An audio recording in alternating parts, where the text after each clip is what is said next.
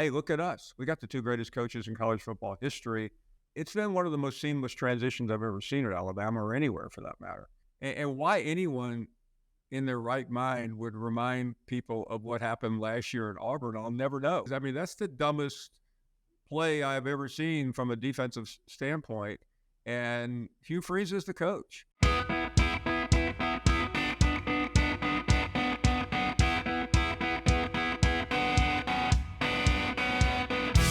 This episode of Beat Everyone is brought to you by Broadway Joe's Fantasy Sports. Inspired by football legend Joe Namath, embrace the thrill of daily fantasy sports like never before in an app coming this fall. Hi, welcome to Beat Everyone. I am Ben Flanagan, and today is special, people. We're joined by one of the all-time greats, for my money, the best in his profession, the most important voice in the SEC and really college football on or off the field, from ESPN and the SEC Network, the one and only Paul Finebaum. Paul, thank you so much for joining us. Ben, it's a pleasure. It's always, I feel like, even though I'm not there, I feel like I'm home when I talk to you and your colleagues at AL.com. It's always a treat. Awesome. We love you, Paul. And, I want to start with a pretty broad topic. I mean, nobody's more tapped into fan passion than you are. And I just want to know, do you think fans still care about college football right now as passionately as maybe 10 or 20, even 30 years ago, with all of these huge changes that some perceive have dampened enthusiasm? Does college football sort of risk alienating its own fans by changing things so radically? I keep hearing that, but I don't sense it at all. I think we're a week away from week 0 and 2 weeks away from the season, and I get the same intensity that I've had for 30 years. In fact, it may be more because of the moment in time that we are in. I mean, I have people say that to me all the time. If this keeps going the way it is, there's going to be a turnoff. I don't know where, though, because, I'm around young people on college campuses. They care. People my age and older are plugged in. And I think that's where you would be most concerned, is people that went to college in the 50s, 60s, and 70s. But I don't sense it. I think because college football is such a finite period of time, this isn't the NFL that literally lasts all year long, or the NBA. So those 12 Saturdays are sacrosanct, and I don't think anything has changed. Hugh Freeze recently told your colleagues, Marty and McGee, that he should have more wins against Nick Saban than he does. And then he kind of walked back those comments on your show. And look, I don't doubt Freeze has a lot of respect for Nick Saban, but what do you think compelled him to say that? Like, do you think that was a slip of the tongue, or do you think like there was something maybe to read between the lines there? I don't know why he did it, because I mean, first of all, most really intelligent people don't call attention to their biggest failures. I think by doing that, he was trying to let everybody know, or remind everybody, hey, I beat Saban twice. But the third game that he talked about, the game in 16 where we had, I think, the 24-3 lead. I mean, that Alabama came back very quickly. That game really was not a buzzer beater. And why anyone in their right mind would remind people of what happened last year at Auburn, I'll never know. I mean, for all the greatness of Hugh Freeze, I mean, that's the dumbest play I've ever seen from a defensive standpoint. And Hugh Freeze is the coach. He's the head coach. So, I mean, there's a likable characteristic about Hugh that he kind of walks into. He's like a puppy walking into the wall sometimes. And I think that's what happened. I don't think this is a Machiavellian figure where he goes, yeah, I'm gonna go on Marty and McGee and come up with some scheme. I just think he blurted it out in an unguarded moment, and but he didn't walk it back with us. I mean, I thought he made it actually worse. Well, it's arguable that the main selling point for hiring Hugh Freeze at Auburn was that he had beaten Nick Saban twice, and obviously he almost did it again last year. And now that Saban is gone, do you think that in any way that makes Freeze less valuable to Auburn? First of all, he wouldn't have gotten the job without that. I mean, that was all you heard. So I think that was incredibly valuable. I think what's incumbent on Hugh Freeze now is to take this buzz that they have, this momentum, and turn it into wins. Because every coach has a small window, and he clearly blew last year. And he told me the other day, we made a lot of personnel changes. Well, okay, well, why'd you make the ones in the first place that you had to undo?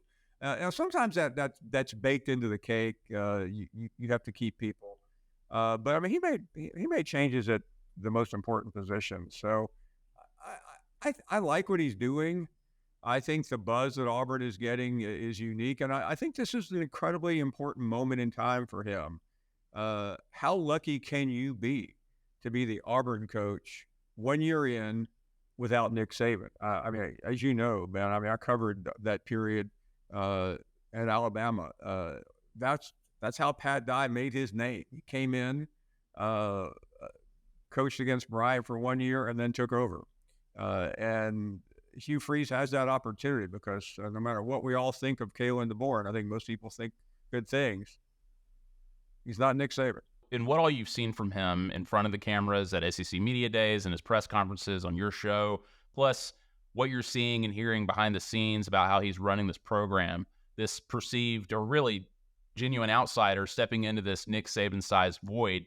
What is your assessment so far of DeBoer? Are you impressed with him and what he's managed to do without coaching a game yet? I'm incredibly impressed. I don't think let's leave Saban off the table because he didn't have to go through a transition period. He was replacing Mike Shula. It's been one of the most seamless transitions I've ever seen at Alabama or anywhere for that matter. Outside of about a couple of days when he lost Isaiah Bond and Julian Sayin and Caleb Downs, I mean, he has really done nothing wrong, and that's not even on him. That's on Nick Saban for making the move so late and putting Alabama in a perilous situation. So I think it's been a brilliant transition. I think he brought in a really good staff. I think he's recruited at an exceptionally high level. I think he's personable. He's likable. Now, what does all this mean? I don't know. I don't want to keep saying he's not Nick Saban, but he's not. Nick Saban wasn't just the best coach. I mean, he's a generational coach. He's arguably the best coach of all time. So this guy has great credentials, and the season will help identify that. I think Alabama's good enough for him to have a really big year, but I think so. Alabama fans are really a little too used to winning to when they argue with me and others that, oh yeah, we're going to win the national championship. I don't see that happening. Well, Saban's still hanging around too. I mean, they're still paying him $500,000 just to stick around. He's got an office in Bryant-Denny Stadium. He was the talk of SEC Media Days. He obviously still looms large over college football, and especially at Alabama. But for a coach like DeBoer to come in and try to take the reins from, as you said, arguably the greatest to ever do it, do you think Saban looms a little too largely in ways that might have an adverse impact on the new coach? I think he has until now because, and I'm going to blame AL.com for this. AL.com, I think, still writes more about Nick Saban than Kalen DeBoer. And by the way, there's a reason for that. You're in business. And if I see a headline about Nick Saban or Kalen DeBoer, I'm going to punch the Nick Saban button. So I get it, but I think that will change once the season starts. And here's why. Kalen DeBoer is going to be the coach. Everything will be magnified, and he'll be judged by the scoreboard. Nick Saban will be doing other things. Saban will get attention whenever he goes on ESPN or makes a comment, but they will be small compared to the wins and the losses of Alabama. And I joked at Media Days, somebody showed me proof of life that Kalen DeBoer was actually here because I never physically saw him. I saw a lot of Nick Saban. And I think it was a very smart strategic move by Nick Saban. He got there. I don't know whether, I was shocked that he was there for 3 days, but I think that was his preseason. He's a genius in many ways, as you guys know. And he wanted to learn and he wanted to experience and he did everything there was to do. But I don't think that's going to continue. He did the Knicks kids the other day, and we heard all the same stories we've heard ad nauseum. And yes, it got covered. And I'm sure everybody talks about it. But once that first game starts, Nick Saban is not going to be able to command that type of attention, not at all. And I don't think he's going to be a part of the program either. I mean, all this, most of this is just gibberish about Kalen DeBoer going, I would always want to hear what Coach Saban has to say. Ben, I've covered a lot of transitions, as you have. I've never known a head coach who really wanted to hear anything from the former coach after what's he got going. Yeah, there's always those things you need to talk about, player personnel. But once you get into your own season, you don't want that other guy hanging around. I promise you. Well, Paul, I think you know this, not to get too inside baseball, but if we're going head-to-head on content value, Nick Saban versus Kalen DeBoer, I think I know where I'm putting my money there. I don't want the publisher of AL.com to come down on me for this vicious attack. I'm sure you're really sweating it, Paul. But I mean, I don't think he's listen, I don't mean to create a furor here, but I don't think Nick Saban is really that newsworthy anymore. But that will not stop him from being talked about. I don't think there's a lot of things I say that are newsworthy. It doesn't mean that somebody's not going to pick them up. No, we'll do that. And Nick Saban's now your colleague, Paul, and he obviously found a new role at ESPN. And, many, I'm sure, including you, knew would be a natural fit. I mean, he aced the NFL draft, he aced SEC Media Days, and now he's on the panel with College Game Day. What are your thoughts on Nick Saban, the broadcaster? Like, what do you think he brings to that show that already has such a reputation as one of the great sports television institutions? Well, I did that show for a year, as you well remember, because the SEC network had not launched yet. So they literally said, okay, what are we going to do with you? They put me on College Game Day, which is a bizarre career path to start there. So here's what I know about that show. You have a lot of very talented people, and you have a lot of egos. And there's only so much time to talk. So that is going to be the challenge. I did one show with Coach Saban in Dallas, and maybe I'm a little too deferential, but I did not really want to talk while he was on the set about Alabama or anything that I knew that he knew more about, which, by the way, was every single subject that we discussed. So I don't think that will stop some members of Game Day because, first for obvious reasons, but I think it's a complex situation. I've always believed, and I've been obviously not one person has listened to me, that his best role would be up in the booth. I think he would break the game down brilliantly, quickly, analytically, better than any single person working in the industry. I think he would literally be a superstar along the lines of what happened with Tony Romo at CBS the first couple of years before he completely went off the rails. But that's not what he's doing. He's on Game Day, and there is my major point about that, or my final point is there's just not much time to talk. There'll be a lane or two when everything he says will be magnified, but there's a lot of activity there. There's a lot of laughing. There's a lot of crowd noise, and doing a similar type show. You're on there with a lot of well-known people. It's an ensemble, and you have to know how to get along. And that, to me, is going to be a very fascinating thing to watch. Is you got like 5 puppy dogs all trying to talk at the same time. Paul, I think it's clear that you have a lot of respect for what Nick Saban accomplished as a coach, and there's clearly mutual respect between the two of you. But looking back on your role as commentator and his as a coach, and the dynamic that the both of you shared on and off the mic, how would you describe your own relationship with Nick Saban? I think it's always been good, but clearly, as you know, it's been tested. I think you were there in one of the more unusual moments of our relationship when I challenged him live on television. And I did that not to, afterwards everyone said, I can't believe it. Paul Finebaum trying to make a name for himself. Well, I think I was a little past the point of trying to make a name for myself when I asked Nick Saban a legitimate question that had not been asked until that moment. But that did not really affect us. Terry Saban, in fact, told me, I ran into her in a restaurant a couple of months later, and she said that was that big brouhaha, I think it was 15. She said that was actually the best thing that happened to both of you. You were able to show that you're not afraid of him, that you would challenge him. and he got to show that he will stand up for his players. And I think we've always known each other's roles. Clearly, we saw each other a lot more when I lived in Alabama. He was a very dedicated caller to me early on.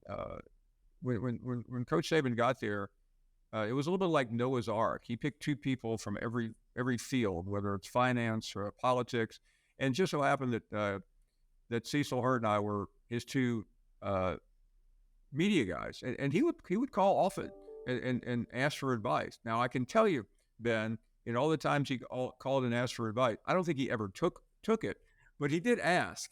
And I offered. I'd never called him and say, "Hey, Coach, I think you ought to do this." But it would not be unusual for him to call. As things after I moved, I did not talk to him as often. I felt that there were a couple of times late in the tenure that I did not go along with him. That I felt clearly that bothered him. In fact, one of them was about 2 or 3 weeks before the famous Jimbo Fisher episode. He called me one morning, and I'll tell you a funny story. My phone rang at home about 7:00, and it was a call block, and I didn't answer it. I mean, I walked past it, and I literally didn't even check the call for about an hour or two. I think I went and worked out, and I got back because the only person that's ever called me as a call block is Jim from Tuscaloosa. So I finally checked him. I checked the message and said, "Paul, this is Nick Saban. Give me a call." And I'm like, well, I just let this go on for almost 2 hours and I didn't call it. So guess what? I did not have a cell number. That has since changed, by the way. But so I called this was May of 22, I guess. It was right after it was following the Georgia Alabama national championship game earlier in that year. So I called his office. I said, "I'd like to speak to Coach Saban." So I'm sorry. Who's calling? I said, "It's Paul Finebaum." I said, "He'd call me." Well, hold on a second, Mr. Finebaum. He's in a defensive staff meeting. I said, "Hey," I said, "please don't interrupt him." I said, "Not after what I saw in the fourth quarter of the national championship game." And you could tell that she did not find that to be very funny. So anyway, he came to the phone and just went on this tirade about NIL. And I listened to him, and you could tell he kept saying, "Well, you agree with me, don't you?" And I never said yes. And finally, this went on about 30 minutes. I said, "Well, Coach," I said, all I could suggest is I think you ought to find the right forum to be heard, whether it's at spring meetings or media days. I think whatever you say is going to be heard by the entire country." And you could tell he knew I was just trying to change the direction of the call because I was not going to agree. So I later found out a friend of mine was in his office about 2 days later, and Saban began to tell the story of calling me. And he said, "Yeah," he said, "Paul Finebaum would not agree with a thing I said." I'll tell you what I did. I picked up the phone, called Stephen A. Smith, and he said he bought everything I said. But it looks like I've lost Finebaum on that issue. And it was funny, but as it was told back to me, because Stephen A. is obviously a big friend of mine. And then 2 weeks later, we see one of the more infamous moments in Saban's career at Alabama with the whole Jimbo Fisher deal. Anyway, we have talked since, obviously, but that was an incredibly weird moment. Incredible. Unbelievable. Can't believe that still actually happened. And you're a part of it too, Paul. You recently told my AL.com colleague, Mark Heim, that Alabama naming a field after the greatest coach in college football is an insult. And you called it underwhelming, and that Alabama missed an opportunity to send a strong message about what they think of Nick Saban. And I think it's clear to everyone how important Saban was and is to Alabama and college football. And I'm sure, and I know that UA obviously realizes that, but if you had to guess, why do you think they did it that way? Well, it feels like politics. And I've raised this issue before, and some old timers would call me or text me and say, "Hey, you don't understand the importance of George Denny." And I'm like, "Oh, yeah, I do. I mean, I can read. I know who he was." but he's been gone for 100 years. And Nick Saban is who he is, and I just felt like he was. I don't know what went into it. Maybe there's a better explanation than what I'm trying to give you. But to me, you could have easily taken Denny's name off the stadium and made it Bryant Saban Stadium. And to me, the value of that was, hey, look at us. We got the two greatest coaches in college football history, and their names are on the stadium as opposed to a field. I have watched a million games as you have, Ben. I've never seen or heard a broadcaster say, here we are at Pat Dye Field. It's Jordan-Hare Stadium, Vince Dooley Field, or anybody else's field. It's just, to me, window dressing. And I was surprised that, I don't know. I'm sure Nick and Terry Saban probably didn't want to be disrespectful, but and maybe there's a backstory to it, but I thought it was an insult. Well, and with Saban out of the picture now, Paul, is Kirby Smart the undisputed king of college football now? I think he is. That his tenure could be tenuous depending on what happens, but right now there is nobody in the game that has, Dabo Swinney has won 2 national championships, but it's hard to, speaking of proof of life, that's one I'm not positive about right now. So I think he's in a position. I thought he blew it last year. That would have sealed the fate, but he didn't. But I still have to believe Kirby Smart has some national championships left in him. Well, fans of your show will be very familiar with an old catchphrase where legends are made and most college football coaches fired. Who do you think in the SEC is at most risk of sort of being on that list this year? Well, I think you have a battle royale right now between Billy Napier and Sam Pittman. I think Pittman's probably in more trouble than Napier because Napier undoubtedly has a better team, and he has a built-in excuse if he doesn't win 7 or 8 games with the schedule, where Pittman doesn't quite have that going for him. And also Pittman has Bobby Petrino sitting across the room from him, who I think almost everybody in the state knows is a better head coach than Sam Pittman. Very interesting. So speaking of those other head coaches in the SEC who are very good coaches, Steve Sarkisian, he obviously coached at Alabama for a few years. He beat them as Texas coach in Tuscaloosa last year. Brett Venables had success against Alabama at the highest level before he took the head coaching job at Oklahoma. But do you sense that those two coaches in particular of these storied college football programs, do you think that they're ready for all that the SEC demands full time? I do. I think they both have been around big time programs. I mean, Venables spent a long time at Clemson helping Dabo Swinney win national championships, and it's pretty interesting that since he left Clemson, the program has dropped dramatically. And Sark's record speaks for itself. I mean, he's been a head coach at Southern Cal, Washington. He's been at Alabama twice. So he understands it. And I think Sark is in better shape because of, from a recruiting standpoint.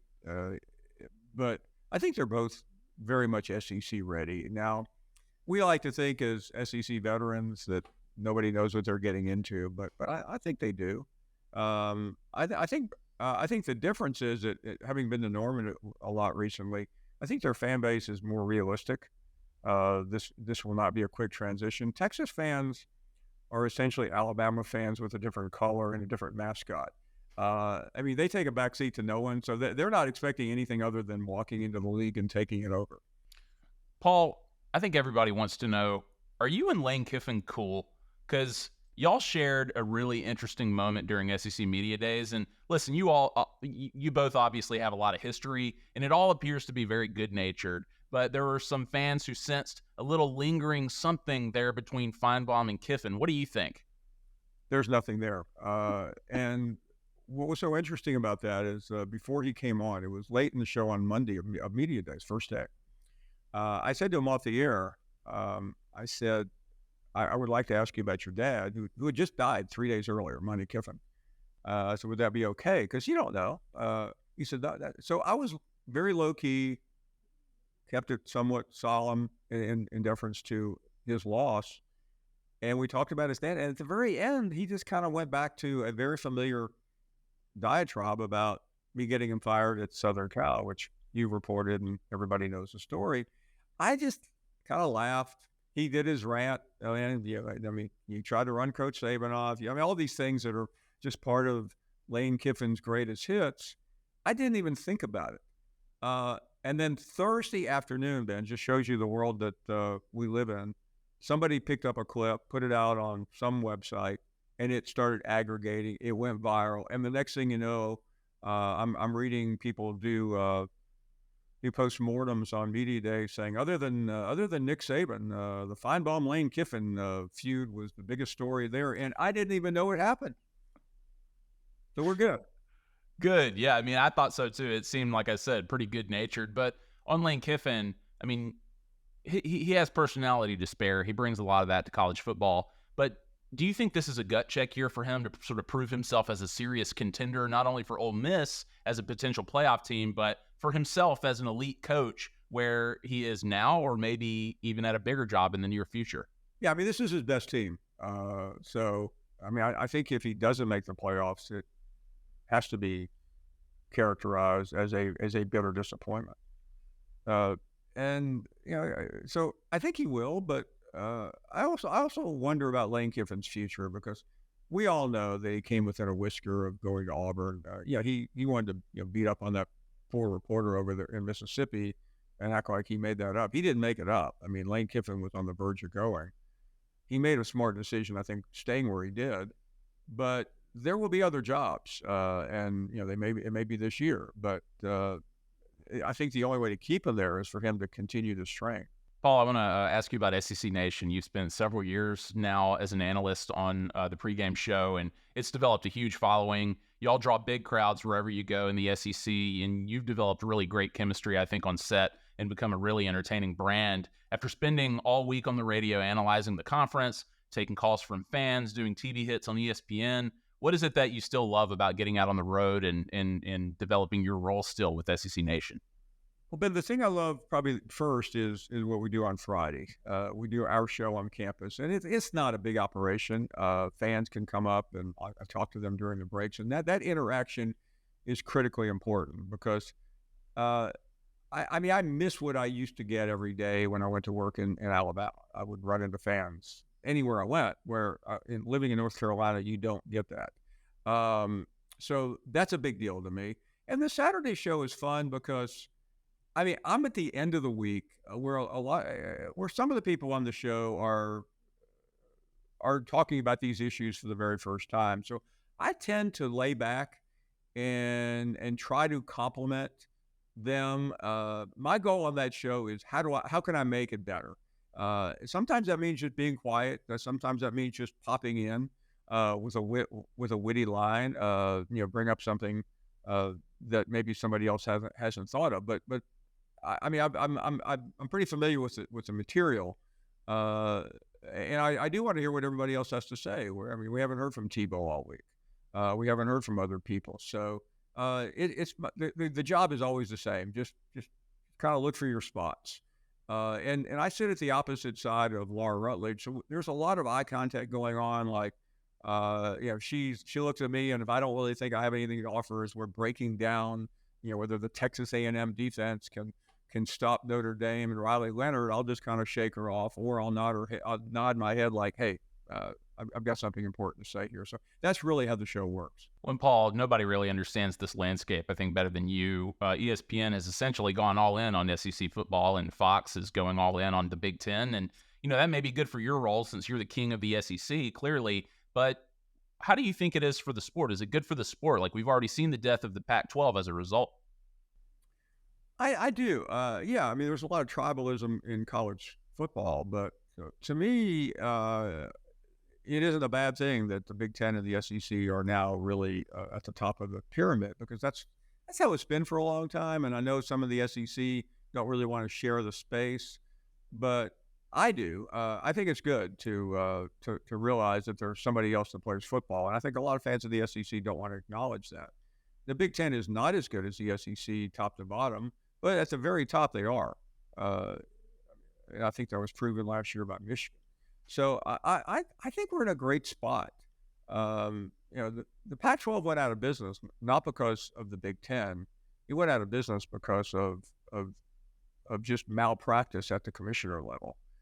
It was a collection of people that made critically bad decisions that put that league in an untenuous position, and that's why USC went looking around. Just like same for Texas and Oklahoma. Everyone wants to blame Greg Sankey and say that he went out and stole them. He did not. They were leaving. They were going somewhere. They would have gone to the Big Ten. And people or the ACC, people inside the Beltway knew about that. They knew that Texas was unhappy. They knew that USC was unhappy. And it was just a matter of that moment in time that would lead them to leave. Paul, my last question about Alabama. The season obviously starts in a couple of weeks, and there's still a lot of mystery around the hopes for this team to compete at a championship level in DeBoer's first season. And, you said recently on ESPN that you think Alabama is a playoff level team, but that they're on the cut line. And I wonder, what pressure is there on Alabama to win now to establish DeBoer as an elite SEC coach? Or another way to put it, if Alabama doesn't contend for a title in 2024, do you think that they're at risk for being out of the mix for the foreseeable future? I think Alabama will always be strong. But if you're asking me specifically about 24, would this season be a bust if Alabama doesn't make the playoffs? The answer is emphatically yes. I don't think there's any way you can look at it differently. I think unlike previous years, Alabama is not expected to win the national championship. I mean, we literally went through that for 10, 12 years, from starting in about 2010 after Alabama won it in 2009. I can't think of a year where Alabama wasn't expected to win. Last year Georgia was the predominant pick, but this year I think Alabama fans expect them to make the playoffs, and I don't think Kalen DeBoer has to win. But if he fails to make the playoffs, I think his tenure at Alabama is going to start off on a very rocky note. Well, Paul, to close things out, if you'll indulge me, I want to read a list of the top coaches in college football. And all I'm asking from you is one word for each. And the first thing that comes to mind, but I know that you've already put a lot of thought into this into the offseason. So one word for each coach. Here we go. Kalen DeBoer. I think smart would be a good way to describe him because he's handled everything in such a intelligent way. Lane Kiffin. Unpredictable. And I say that because you often don't know what you're going to get on the field or after the game. Kirby Smart. Steady. Nothing exciting, nothing dynamic, but always the same. Steve Sarkisian. Enigmatic. I think there's just something about him that really impresses me, and I'm probably most impressed with him than any coach that I've come in contact with lately. Wow. Brian Kelly. Steely. Okay. Deion Sanders. That's hard to do in one word. Hollywood, because I don't think there's anything more to it than just sizzle. Dan Lanning. Star. Wow. Interesting. Ryan Day. Well, you made it tough for me to come up with one word to describe Ryan Day, but uncomfortable. Oh, very interesting. All right. Lincoln Riley. Fraud. Okay. Finally, Paul. Dabo Swinney. Passed. Ouch. Only how Finebaum can do it. Paul, we are enormous fans of you and of what all you do. People can find you on ESPN, the SEC Network, ESPN Radio, SEC Nation, obviously, on Saturdays. You're a legend. Thank you so much for doing this, and best of luck this season. We will be watching and listening. Dan, the pleasure has been mine. It's always great to reunite. Thank you so much. This episode of Beat Everyone is brought to you by Broadway Joe's Fantasy Sports.